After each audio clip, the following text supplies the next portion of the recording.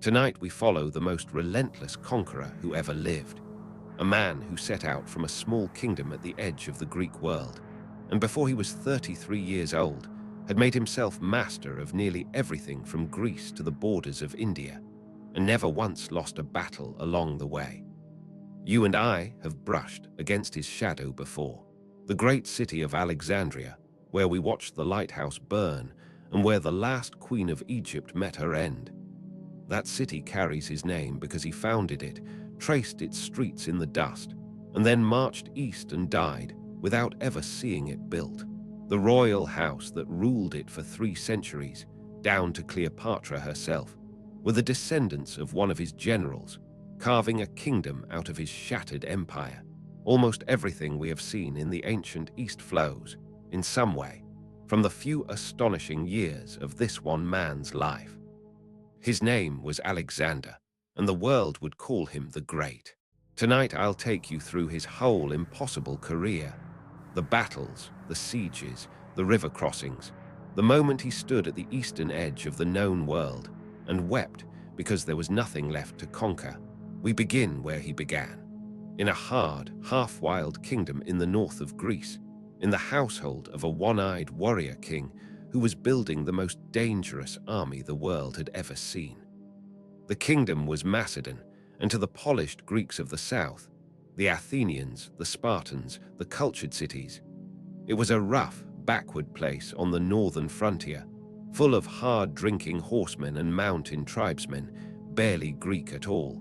But Macedon had a king named Philip, Alexander's father, and Philip was one of the great military minds in history. And he had spent his reign forging that rough kingdom into a war machine unlike anything the world had seen.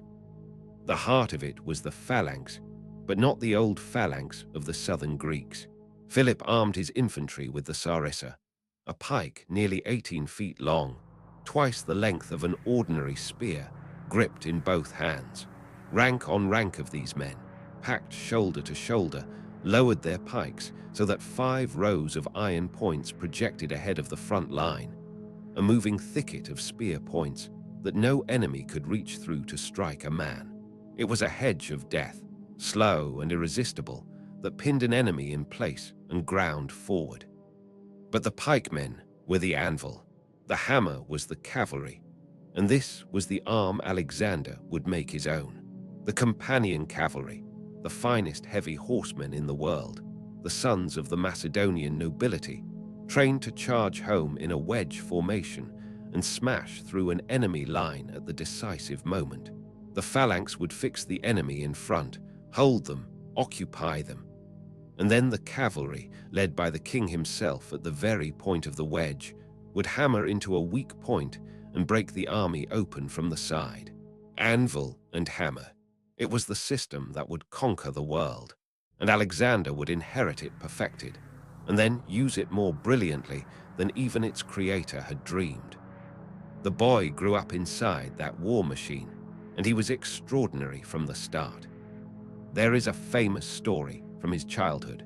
A horse trader brought a magnificent, enormous black stallion to Philip's court, but the animal was wild. It reared and bolted and would let no one mount it, and Philip, disgusted, ordered it taken away. But the boy Alexander, watching, said it was a waste of a great horse, that the men simply did not know how to handle him. His father, half amused, half irritated, challenged the boy to do better, and Alexander had noticed something none of the grown men had. The horse was terrified of its own shadow, shying from the dark shape moving on the ground. So he turned the great stallion to face directly into the sun, where it could not see its shadow, spoke to it softly, calmed it, and then sprang onto its back and rode it. Philip, the story goes, wept with pride, and told his son that Macedon was too small for him, that he must go and find a kingdom big enough for his ambition. The horse was named Bucephalus, and Alexander would ride him into battle across the whole of the known world for the next 20 years to the edge of India. And his mind was shaped to match his nerve. Philip brought the greatest thinker of the age to tutor his son, the philosopher Aristotle himself, the most influential mind in the history of Western thought, who taught the boy philosophy, science, medicine, and above all the poems of Homer, the great epics of war and glory and heroes seeking immortal fame. Alexander carried a copy of the Iliad with him on campaign his whole life, sleeping with it and a dagger under his pillow. He modeled himself on its hero, Achilles, the warrior who chose a short life of undying glory over a long life of obscurity. That choice, that hunger for glory above safety, above comfort, above life itself, would drive everything he ever did. He came to power suddenly and in blood, as kings so often did. His father Philip, at the height of his power, on the verge of launching the very invasion of the Persian Empire that Alexander would later carry out, was assassinated, struck down by one of his own bodyguards at a public festival, for reasons that have been argued over ever since. And in an instant, the 20-year-old Alexander was king of Macedon and master of the great army his father had built. He was young, and the world around him assumed he was weak.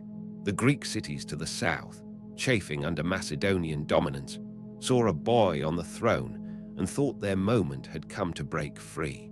The tribes on the frontiers stirred. Rivals at court eyed the crown. Almost everyone expected the kingdom to come apart in the hands of the untested youth. They were catastrophically wrong. Alexander moved with a speed and ruthlessness that stunned everyone, securing his throne, eliminating his rivals, and then marching south with terrifying swiftness to crush the rebellious Greeks before they could even organize. And when the great city of Thebes rose against him and refused to submit, he made an example that silenced all of Greece. He stormed the city, took it, and then destroyed it utterly, razing it almost to the ground, killing or enslaving its people, wiping one of the most ancient and famous cities of Greece off the map entirely, sparing only its temples and, the story goes, the house of a long-dead poet. The message was unmistakable, and every other Greek city heard it. Resist this young king, and you will cease to exist. Greece fell silent and obedient, and with his rear secured and his power absolute, Alexander turned his gaze east, toward the prize his father had only dreamed of, the largest, richest, most powerful empire on earth, the superpower that had loomed over the Greek world for 200 years. He was about to invade Persia with an army a fraction of its size, and begin the most astonishing campaign of conquest in the history of the world. In the spring of the year, Alexander led his army to the narrow strait that divides Europe from Asia and crossed over into the Persian Empire, and the scale of what he was attempting is hard to overstate. He had perhaps 40,000 men. The empire he was invading stretched from the coast of Asia Minor across the whole Middle East to the mountains of Afghanistan and the edge of India. The largest empire the world had yet seen, with manpower and wealth that dwarfed his little kingdom many times over. He was a young king with a borrowed dream, a brilliant army, and almost no money, marching into the territory of a superpower. As his ship approached the Asian shore, the story goes, Alexander hurled his spear from the deck so that it stuck quivering in the sand of Asia, claiming the entire continent by right of conquest as a gift won by the spear. Then he leapt ashore, the first man off the ships, fully armed. He had come to take a world, and he meant everyone to know it from the first moment his foot touched the ground. The first Persian army came to meet him at a river called the Granicus. The local Persian commanders had drawn up their forces on the far bank, a steep, muddy, slippery bank rising from the water, with their cavalry massed along the top and Greek mercenary infantry behind. It was a strong position. To reach the enemy, Alexander's men would have to cross the river under fire, then scramble up the slick bank straight into a wall of waiting horsemen.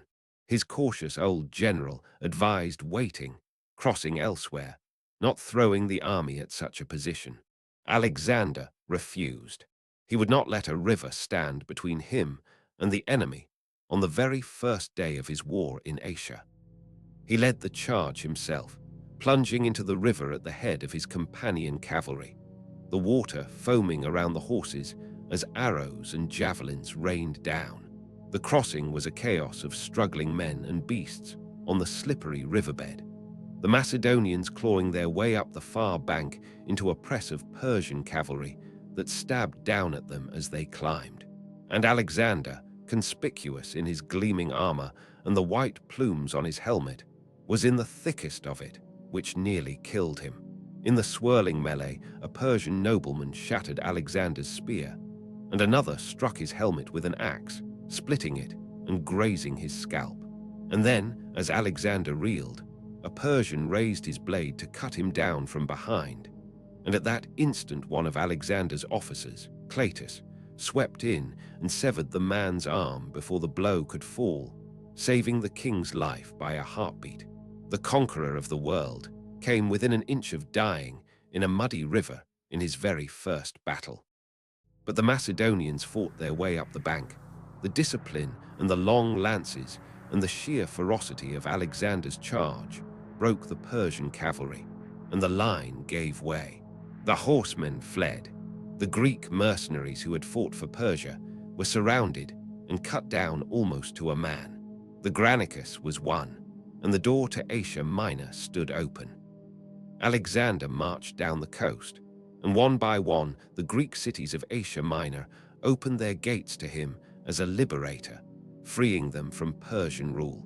And at a city in the interior, he encountered a famous legend. In the old capital of Gordium sat an ancient wagon, its yoke lashed to its pole by an impossibly intricate knot, a tangle with no visible ends, bound so cunningly that no one in centuries had been able to undo it. And there was a prophecy attached to it, that whoever could loose the Gordian knot was destined to rule all of Asia. Alexander, hungry for exactly that destiny, examined the knot and could find no way to untie it. So he solved it in the way that would come to define him. He drew his sword and sliced the knot in half with a single stroke. The ends fell open. He had loosed it, not by patience, but by force and audacity, cutting straight through a problem everyone else had labored at. To this day, to cut the Gordian knot means to solve an impossible problem with one bold, direct stroke. It was, in a sense, his whole method in a single act. Now the great king himself stirred. Darius, king of Persia, ruler of the vast empire, had at first left Alexander to his local commanders. After the Granicus, he understood the threat was real, and he raised an enormous royal army and marched west in person to crush the invader once and for all. The two kings finally met on a narrow coastal plain at a place called Issus, and the ground itself shaped the battle. Through a series of marches in the dark and confusion, Darius had actually got his huge army behind Alexander, astride his supply lines, a dangerous position for the Macedonians. But the battlefield was a narrow strip of land squeezed between mountains and the sea, and that narrowness was a gift to Alexander, because it meant Darius's vast numbers could not spread out and envelop him. The Persians' greatest advantage, their size, was cancelled by the cramped ground. The two armies faced each other across a small river, hundreds of thousands of men packed into a coastal corridor. Alexander did what he always did. He let his phalanx and his line pin the massive Persian center and left, holding them, absorbing them. And then he personally led the companion cavalry in a hammering charge against the Persian left flank, smashing it, rolling it up, and then wheeling inward and driving straight for the one target that would end the battle in a stroke. Darius himself, seated in his royal chariot at the center of his host. Alexander cut a path through the Persian ranks aimed directly at the great king, and Darius, seeing the gleaming, blood-soaked Macedonian king carving toward him through his own collapsing army, lost his nerve. He turned his chariot and fled the field, abandoning his army to save himself. And when the soldiers saw their king running, the whole vast Persian host broke and ran with him. The narrow plain became a slaughter as the trapped, fleeing army was cut down in its tens of thousands. Darius escaped barely, throwing off his royal cloak and chariot to ride faster. But in his panic, he abandoned something else on the field: his own family. His mother, his wife, and his children had traveled with the royal army, and now they fell into Alexander's hands. It was a measure of the man that Alexander treated them not as hostages to be abused, but with honor and courtesy, as royalty, protecting them, keeping them in state, a chivalry that surprised everyone and that he would maintain for years. He had beaten the great king in person, shattered his royal army, and captured his family. And Darius was running east, humiliated, to raise yet another army. But Alexander, instead of chasing him immediately, turned south. Before he finished with Persia, there was a coastline to secure, and one island fortress that would refuse to open its gates, and make him fight one of the most punishing sieges in all of military history. The coast he marched down was the land of the great Phoenician trading cities, and most of them surrendered. But one would not. Tyre, the greatest of them, an ancient and immensely powerful city built on an island half a mile offshore, ringed by walls that rose sheer out of the sea to a height of 150 feet. The Tyrians, trusting in their island and their walls and their fleet, refused to let Alexander enter and thought themselves untouchable. No one had ever taken Tyre by storm. It sat out there in the water, behind its impossible walls, and laughed at the land army on the shore. Alexander had no real navy to speak of. He could not assault the island by sea. By every rule of warfare, the city was beyond his reach. So he decided to do something almost insane. If he could not cross the water to the island, he would remove the water. He would build a road across the sea. His army began to construct a causeway, a great solid mole of stone and timber and rubble, pushed out from the shore across the half-mile of open sea toward the island, wide enough to march troops and roll siege engines across. It was an engineering project of staggering ambition. Tens of thousands of men hauling rock and felling whole forests for timber, building a land bridge out into the Mediterranean by hand. And the Tyrians fought it every step of the way. As the mole crept closer, they rowed out in ships and rained arrows and fire down on the laboring Macedonians. They sent a fireship, a vessel packed with pitch and brimstone and dry brush, drifting into the half-built causeway and set it ablaze, burning the siege towers and much of the work to the waterline. They sallied out and tore at the structure. The sea itself fought back, storms smashing parts of the mole apart. Again and again the work was wrecked, and again Alexander rebuilt it, wider and stronger, refusing to stop. He scoured the coast and assembled a fleet from the other Phoenician cities that had surrendered, finally giving him ships to drive off the Tyrian navy and protect the work. For 7 months it ground on 7 months of brutal, grinding siege. The causeway inching forward, siege towers taller than the walls rolling out across it, battering rams pounding the great fortifications, the defenders pouring down fire and boiling sand, and every horror they could devise. At last, the walls were breached. Alexander's men stormed across the causeway and through the broken wall and into the city, and after 7 months of bitter resistance and heavy Macedonian losses, the fury of the assault was terrible. The city that had defied him for over half a year was sacked, its resistance drowned in blood.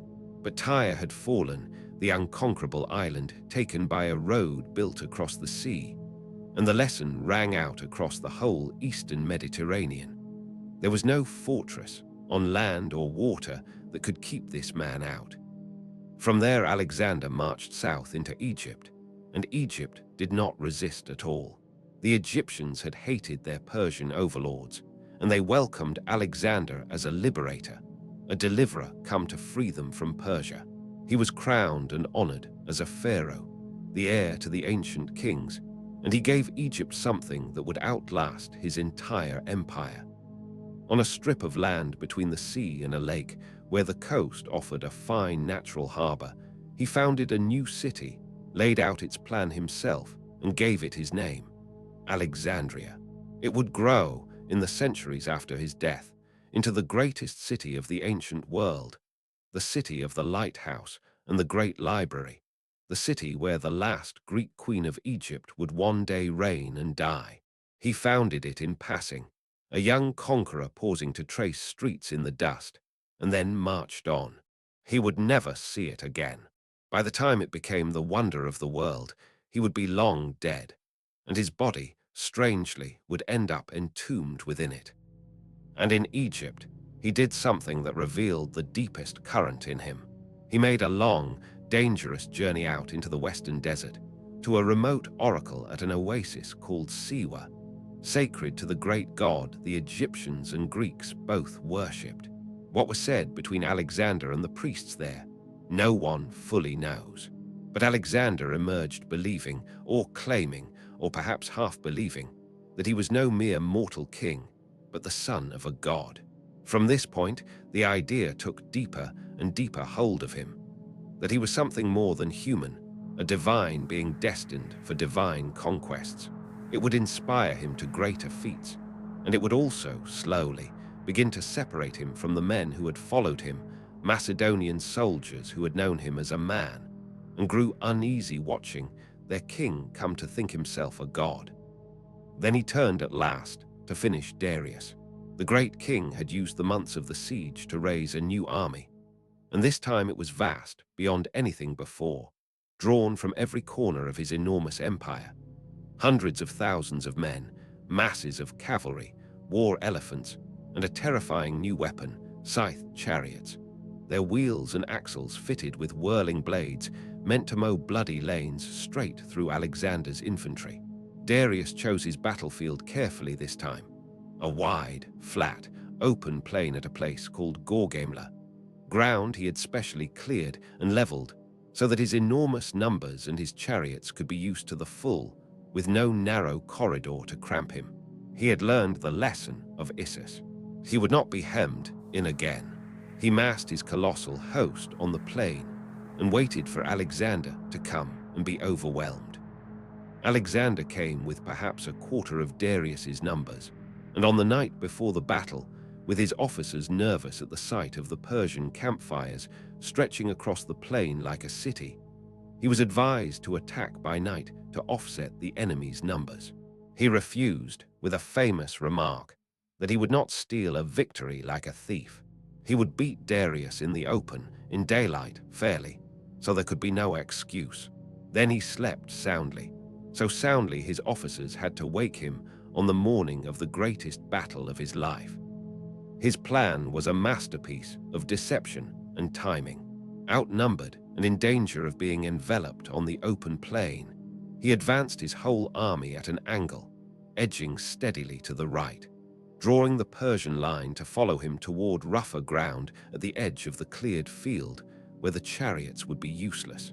Darius, fearing Alexander would slip off his prepared ground, ordered his cavalry to ride out and stop the drift. And in doing so, the Persian line began to stretch and pull apart. Darius launched his scythed chariots, and the Macedonians met them with a drilled, terrifying calm. The infantry opened lanes in their ranks and simply let the blade-wheeled chariots thunder harmlessly through the gaps, then closed around them and dragged down the drivers. The great weapon achieved almost nothing. And then Alexander saw the moment he had been waiting for. The Persian maneuvers had opened a gap in their line, right of center, near the great king himself. Alexander instantly formed his companion cavalry into a massive wedge, put himself at the very point of it, and charged, not at the army, but at the gap, straight toward Darius. The wedge of heavy horsemen smashed into the opening and drove like a spearhead directly at the center of the Persian command, hacking toward the royal chariot. And once again, with the gleaming Macedonian king cutting a bloody path straight at him through the heart of his own army, Darius's nerve broke. He fled. The great king turned and ran from the field for the second time. And as before, the sight of their fleeing king collapsed the morale of his enormous army, and the greatest host Persia could assemble dissolved into rout and slaughter. Gaugamela broke the Persian Empire. With that single day, the 200-year-old superpower that had loomed over the Greek world was shattered, its royal army destroyed, its king a fugitive. The great cities of the empire, Babylon, Susa, and the ceremonial capital Persepolis, with its unimaginable treasure, fell into Alexander's hands one after another. At Persepolis, the magnificent heart of Persian royalty, his army seized a hoard of gold and silver so vast it took thousands of pack animals to carry it away. And there, in the great palace of the Persian kings, whether in a drunken night of revelry or as a cold act of vengeance for the Persian burning of Greek temples long before, Alexander put the splendid royal palace to the torch and burned it to the ground. A fire that announced, in flames visible for miles, that the old order of the world was over and a new one had begun. Alexander was now, by right of conquest, the master of the Persian Empire.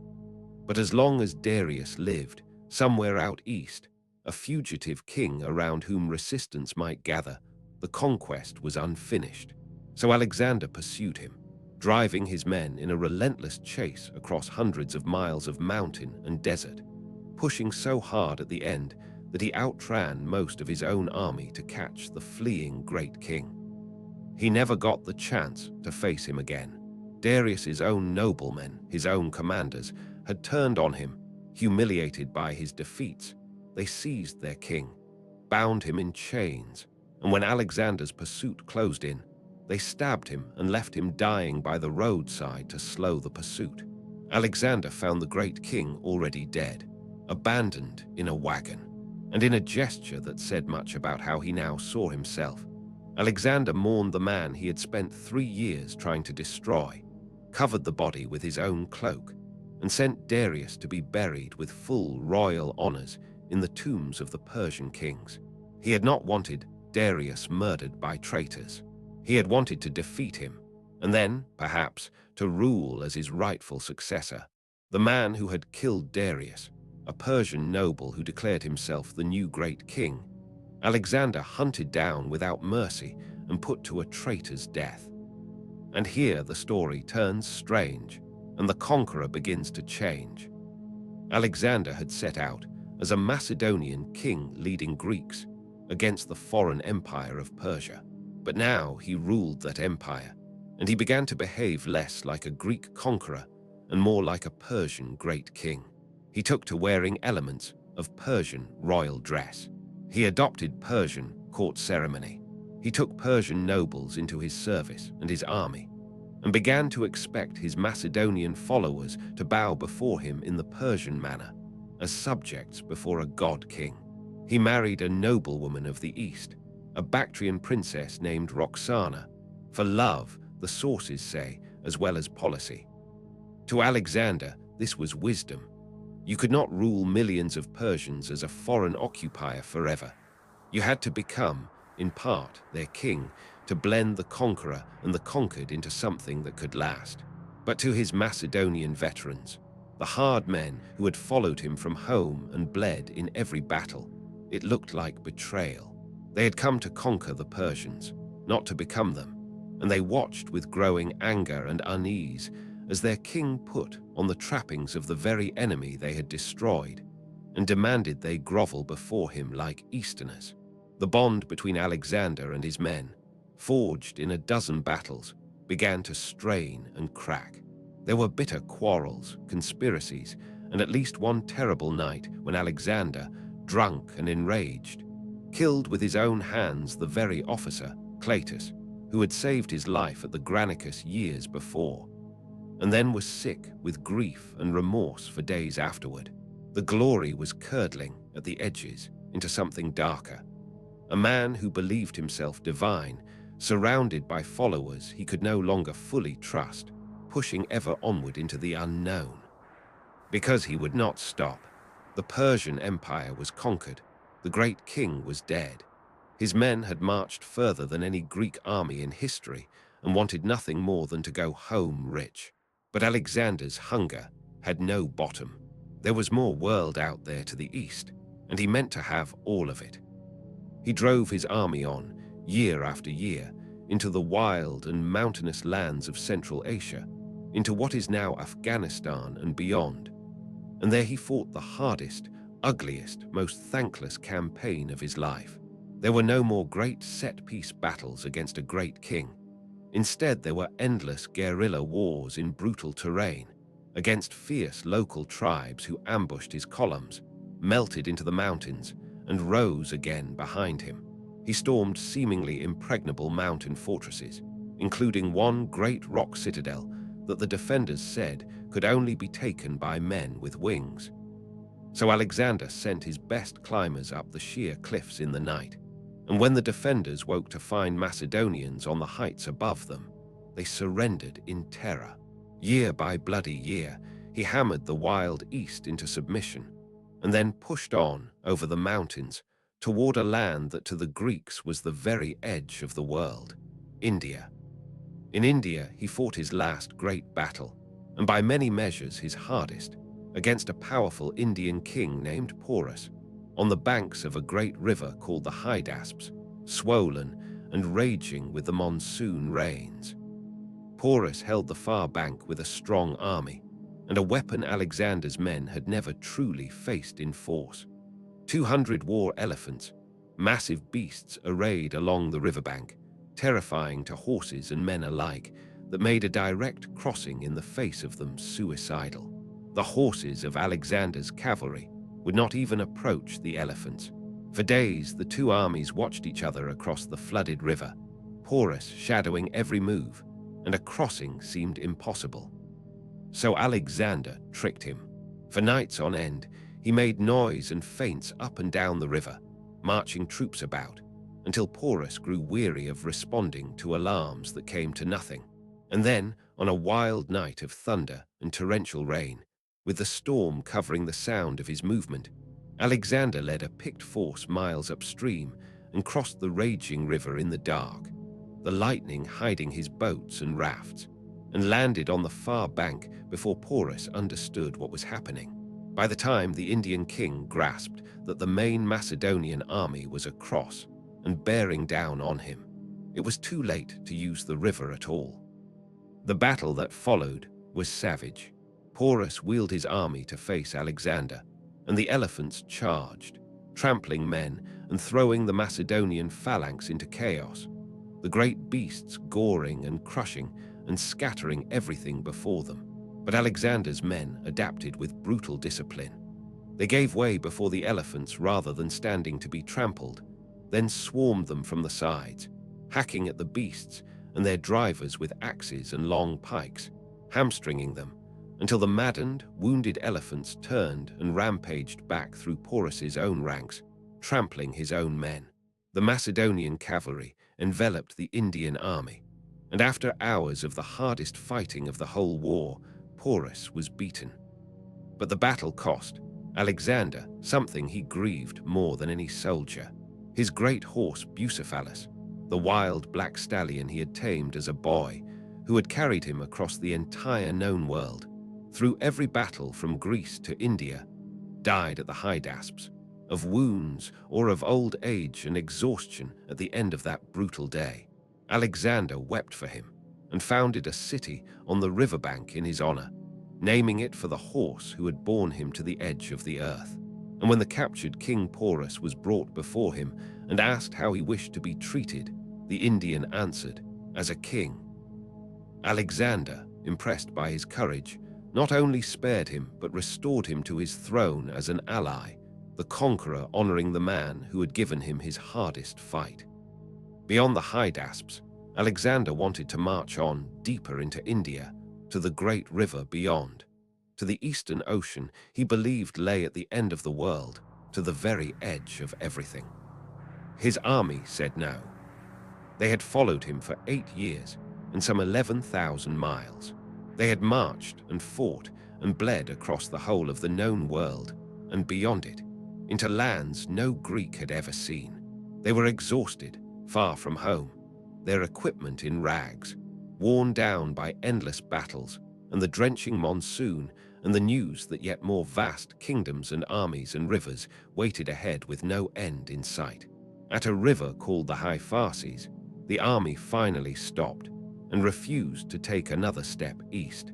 For the first time in his life, Alexander's men would not follow him. He raged. He pleaded. He shut himself in his tent for days, the sources say, expecting that his sulking would break them as it always had. It did not. The men loved him, and they would die for him, but they would not march to the end of the earth and never see their homes again. And at last, for the only time in his career, Alexander gave way. He could conquer the world, but he could not conquer the exhaustion of the men who had conquered it for him. He turned back.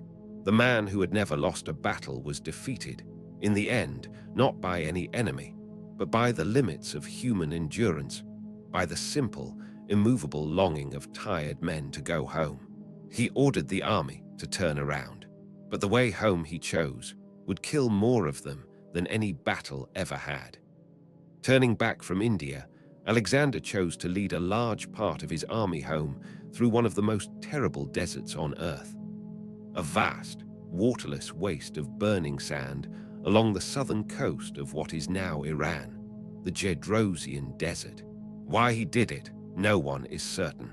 Some said it was to punish the army for refusing to go further. Others said he could not bear to retrace his steps along an easy road, that he had to attempt a crossing no army had survived, simply because it was said to be impossible, and his pride demanded it. Whatever the reason, it was the deadliest decision of his life. The desert destroyed them. Under a merciless sun, with the water gone and the wells dry or too far apart, the army staggered through endless dunes, men dying of thirst and heat by the hundreds, and then the thousands. The pack animals died. The sick and the stragglers were left behind in the sand to perish. A flash flood roared down a dry valley in the night and swept away much of the baggage and many of the women and children who followed the army, drowning them in the desert. There is a famous story that when his men were dying of thirst, some soldiers found a tiny trickle of water and carried a helmet full of it to their king. And Alexander, rather than drink while his men suffered, poured the water out into the sand in front of them all, refusing to take what they could not have. It was a magnificent gesture, and his men loved him for it, and it could not save the multitudes who died in those sands. The army that finally staggered out of the Gedrosian Desert was a fraction of the one that had entered it. More of his men died in that crossing than in all his great battles combined. The survivors came at last to the heart of the empire, and Alexander established himself in the great city of Babylon and turned his restless mind to ruling and reshaping the vast world he had won. He had conquered an empire stretching across 3 continents, but conquering and governing are different things, and the empire was held together by little more than his own person and the terror of his name. He threw himself into enormous plans, fusing Greeks and Persians into a single ruling people, settling his veterans across the east, founding dozens of cities, organizing a colossal new expedition to conquer Arabia, dreaming, some said, of campaigns that would carry him around the whole of the known world. He staged a mass wedding in which he and thousands of his officers married Persian women in a single ceremony, trying to forge his 2 worlds into one. His ambition, even now, with the world at his feet, had not slowed for an instant. He was 32 years old, and he was still planning the conquest of everything that remained. And then, in Babylon, in the early summer, after a long night of heavy drinking at a banquet, Alexander fell ill. He developed a fever, and over the following days it worsened, steadily, relentlessly. He continued at first to give orders, to plan his Arabian expedition, to attend to the business of his empire even as the fever climbed. But it would not break. He grew weaker, and the fever burned higher until he could no longer speak. Whether it was a disease of those marshy lands, a fever like malaria or typhoid carried in the water, or the cumulative ruin of a body that had been wounded again and again and driven without mercy for 13 years. Or, as some whispered then and have whispered ever since, poison slipped into his cup by men who feared him. No one will ever know for certain. For days he lay dying, and his soldiers, frantic with grief and disbelief, refused to accept that he could die. They demanded to see him, and the dying king was made to lie where his men could file past. One by one, thousands of them, the whole army passing the bed of the conqueror who could no longer rise or speak, only lift his hand a little in farewell to each man as he passed, weeping. And then, in June of the year 323 before our era, Alexander died in the palace of the kings of Babylon, just short of his 33rd birthday. He had conquered most of the known world in a dozen years and never lost a battle. And he died young enough that, in our own age, he would barely be considered to have started his life. As he lay dying, his commanders are said to have asked him to whom he left his empire, and his answer, true or invented later, was as vast and reckless as the man himself. To the strongest. He named no heir. He left a world-spanning empire, an infant son not yet born, and a circle of brilliant, ruthless, battle-hardened generals, and he set them loose on each other with 3 words. What followed his death was exactly what those 3 words invited: decades of war. His generals, the men who had conquered the world at his side, turned on one another and tore his empire to pieces in a long series of savage wars, each trying to seize as much of it as he could hold. Alexander's family was destroyed in the process. His mother, his wife Roxana, and his young son, the boy who should have inherited everything, were all murdered, one by one, as inconvenient claimants in the struggle, until none of his blood remained. The single empire he had bled across the world to build did not survive him by a generation. It shattered into rival kingdoms, ruled by his former generals as new dynasties of kings. And one of those generals, a shrewd and careful man named Ptolemy, seized the richest prize of all, Egypt. He made himself king there, founded a dynasty, and ruled from the city Alexander had traced in the dust and never seen completed, Alexandria. The line Ptolemy founded would rule Egypt for 300 years, all the way down to its last and most famous queen. The woman we followed on another night, Cleopatra, the final ruler of Alexander's generals' line, whose death ended not only her dynasty, but the whole age the conqueror had begun. And Ptolemy did one more thing that bound the city to its founder forever. When Alexander's embalmed body was being carried back toward Macedon for burial, Ptolemy seized it, brought it to Egypt, and entombed the conqueror in Alexandria, so that the man who founded the city in passing and marched away came back at last to lie at its heart, a holy relic visited by emperors for centuries, in the greatest of all the cities that bore his name. So what are we to make of him? This man we have followed from a wild northern kingdom to the edge of India, and back to a deathbed in Babylon.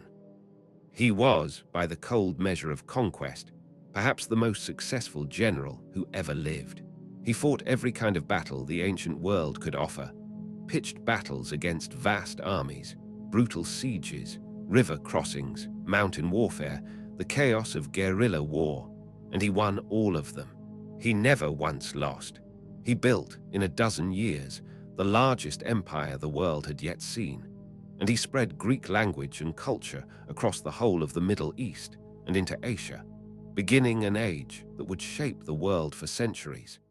The very age that produced the Alexandria of the lighthouse and the library, and the world Cleopatra was born into.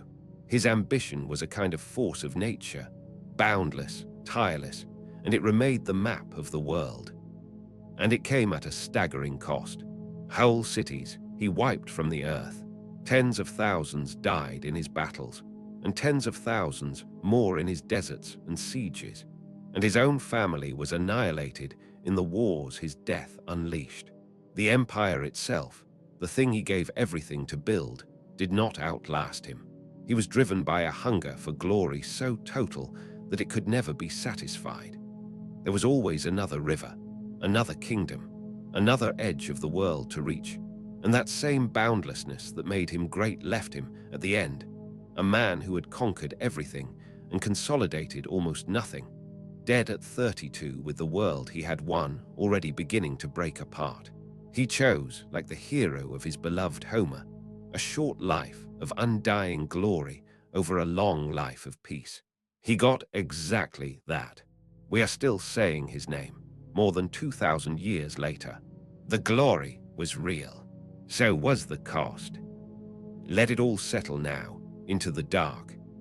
The long road from Macedon to India and back, the muddy river of his first battle, the road built across the sea, the burning palace, the storm-crossed river and the dying horse, the helmet of water poured out into the sand, the deathbed in Babylon, and the whole vast empire breaking apart around it. Let it grow quiet and far away, and let the restless, tireless man at the center of it finally come to rest, as he never could in life. You don't have to follow him any further tonight. The marching is over. The conquering is done. There is no more world to reach, and nothing at all left to win. So let the campfires blur and fade, and let yourself sink down out of all that's striving into the deep, still dark below it, where there are no battles left to fight, and no empires to hold, and nothing in the world that needs you now. Rest. The conqueror rests, and so should you. And when the dark comes down again, I'll be here to carry you off to another night, long ago, while the wonder of it still stands. Sleep well.